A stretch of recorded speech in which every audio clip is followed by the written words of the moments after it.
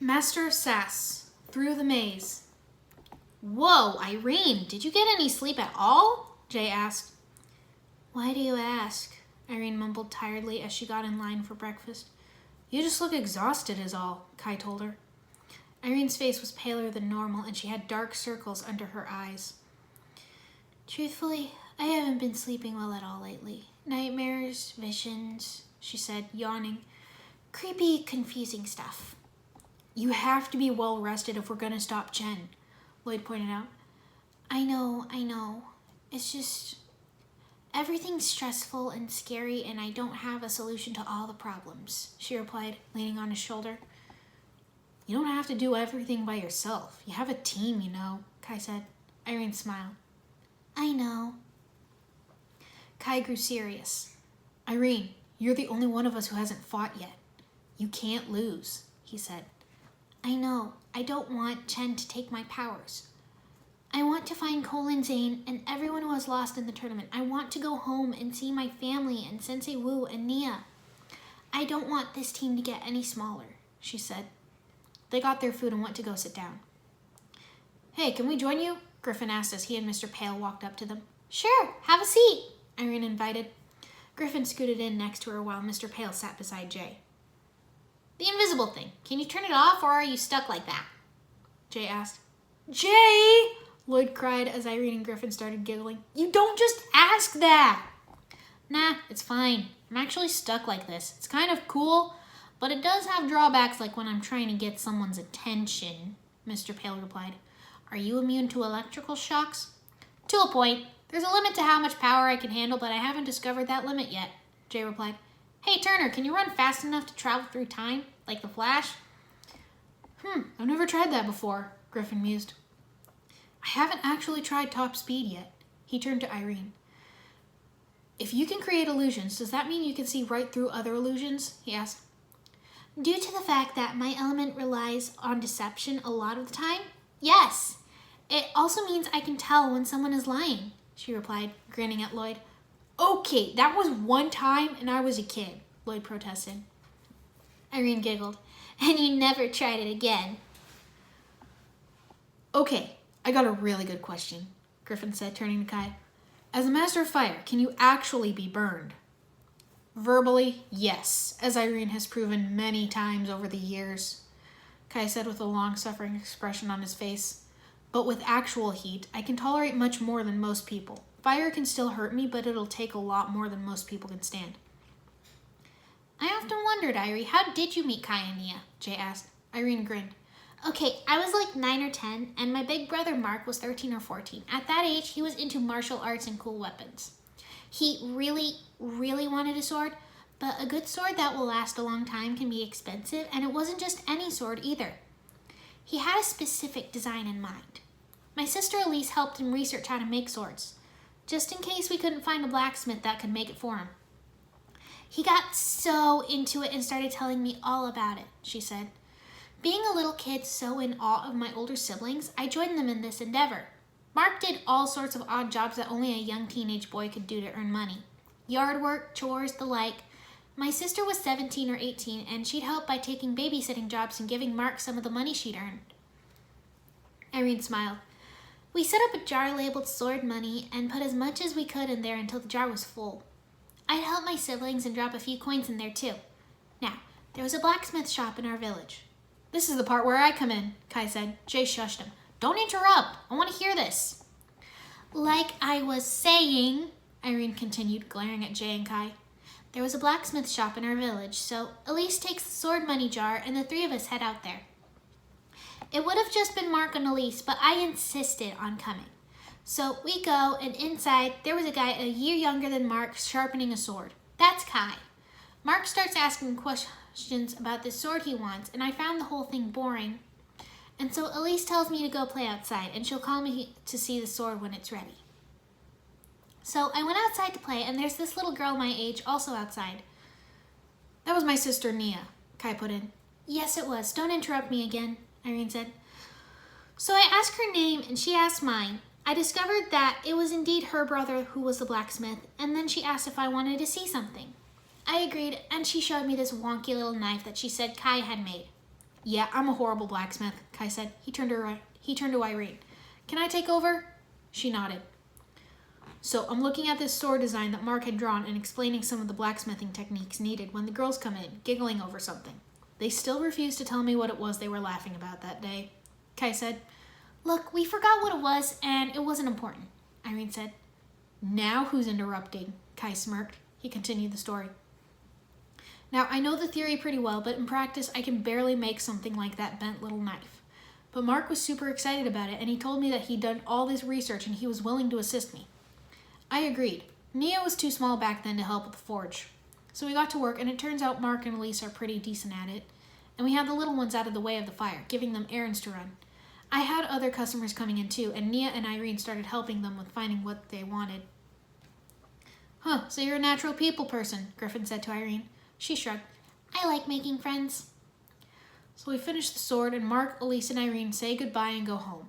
Kai continued. The next day, Irene shows up wanting to play with Nia. They've been best friends ever since. Mark still has the sword, Irene added. The intercom came on. Will the Masters of Illusion and Fate please make their way to the courtyard?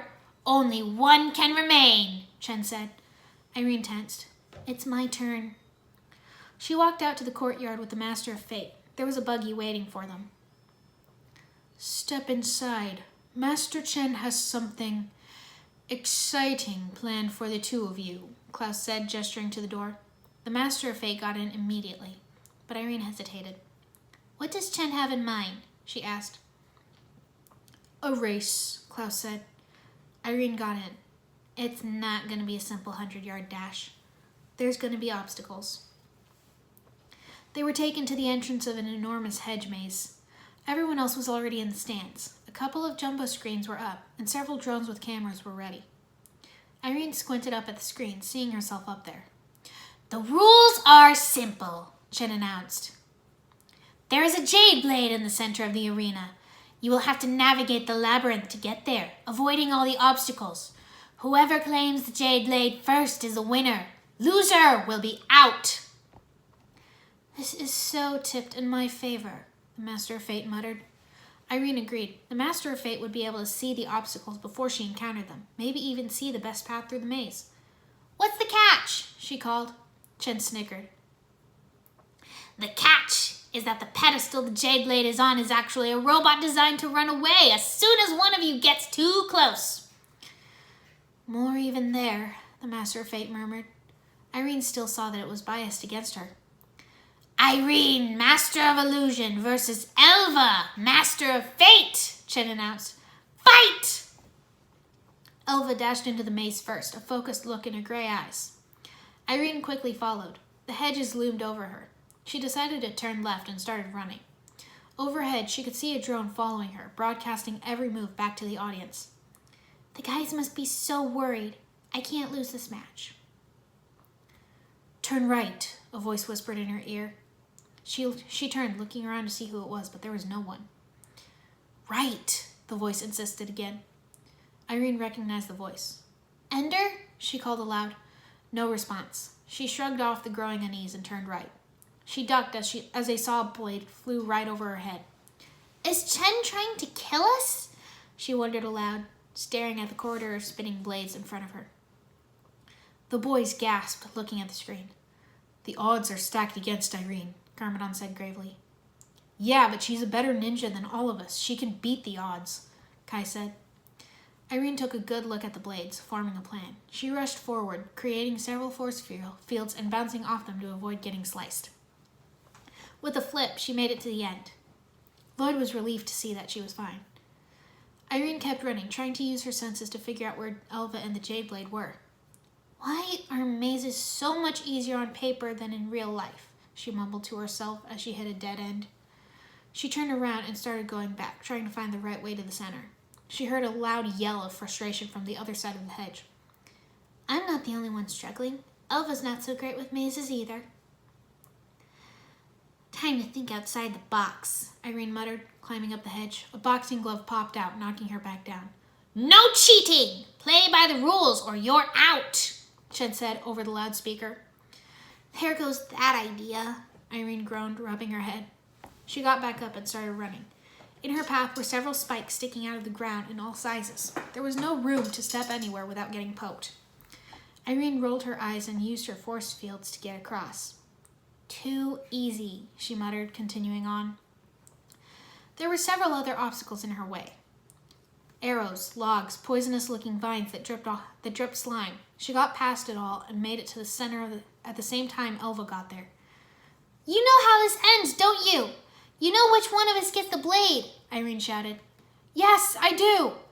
I know there's only one way you'll beat me, and you know it too, Elva replied, walking towards the pedestal. As she got close, the pedestal sprouted spider legs, and scuttled away into the maze. Irene shuddered, then chased after it, Elva close on her heels. Elva's power could only give her glimpses of the future, but she was physically formidable. She was fast, easily keeping up with the runaway Jadeblade. She was strong, too, shoving Irene into the hedges. She's strong, fast, and can see my next move before I think of it. Elva's right. There's only one way I can beat her.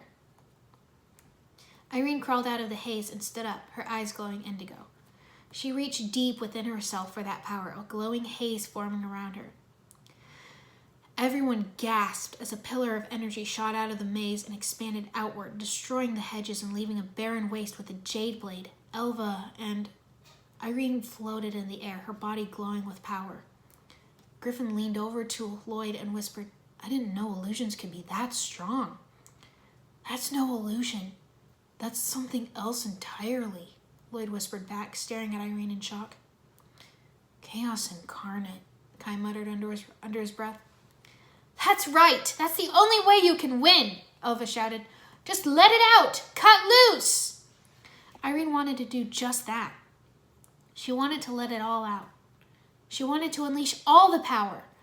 She looked to the audience and saw her friends. Garmadon looked shocked. He'd known she was powerful, but he'd never seen the full extent of it. Jay was scared. He knew she was powerful, and she could be scary, but this was beyond what he'd seen before. Kai was worried. He'd known her the longest, and he knew her as well as any brother could. Lloyd was worried as well. He was worried she would lose control and hurt someone. Irene didn't want to hurt her friends. She forced the power back, falling on her knees as the glow faded. Elva walked over and picked up the jade blade, holding it high. Winner! Chen announced. Loser! He pointed to Irene and pressed a button. The last thing she saw before she fell through the trapdoor were the frightened faces of her friends.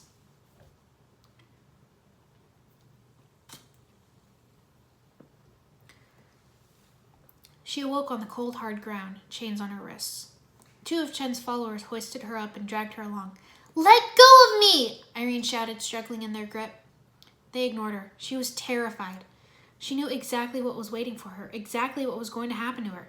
Let go! She screamed, trying to bite her captors. She was brought into the large chamber before Chen. He had his staff ready, the gemstone swirling with many colors. Irene kicked out, trying to get away. The cultists held her down. Chen lifted his staff and prepared to drain her powers. Wait! A voice shouted, and a familiar black-cloaked figure ran up, letting his hood fall back to reveal his shaggy black hair and red eyes. Irene stared in shock. You! Me, he said, looking her in the eyes before turning to Chen. Can't do this, Chen, he said. You know I need to drain her powers for the spell, Chen argued. Her powers of illusion, yes, but she has chaos in her as well. If you take both, you'll just end up killing her, and I need her alive, Ender said. Small price to pay for ultimate power, Chen decided, lifting the staff again. Ender stopped him. Let me do it. I can take illusion from her and leave chaos intact.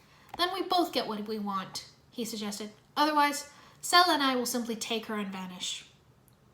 Fine, Chen relented, handing the staff over. Why? Why would you do this? You're the harbinger of shadow, aren't you? Irene accused. Ender lowered his gaze. It's not as simple as you think. He held the staff up. Irene screamed in pain as her elemental power was taken from her. It was like getting her limb ripped off. She collapsed, curling up into a ball, whimpering. It hurt like when the balance was ripping her psyche in two when Lloyd battled the Overlord. But now it felt like a piece of her was missing. Take her to a cell. She'll start in the factory in the morning, Chen ordered. Irene was dragged away to a cell. Her chains were unlocked and she was thrown in. There was a small window in the next cell over. Irene pulled herself up to see who it was. Zane? She gasped. Zane turned. Hello, sister, he said, smiling. Irene couldn't hold back her tears. Zane, you're alive! And what's this, titanium? I'm so glad to see you. I miss you so much, she cried, stretching her hands through the bars. Zane took it. Please don't cry, Irene. Everything will be okay. Cole is planning an escape, he assured. I know. I'm okay, Irene whispered. We're gonna get out of here.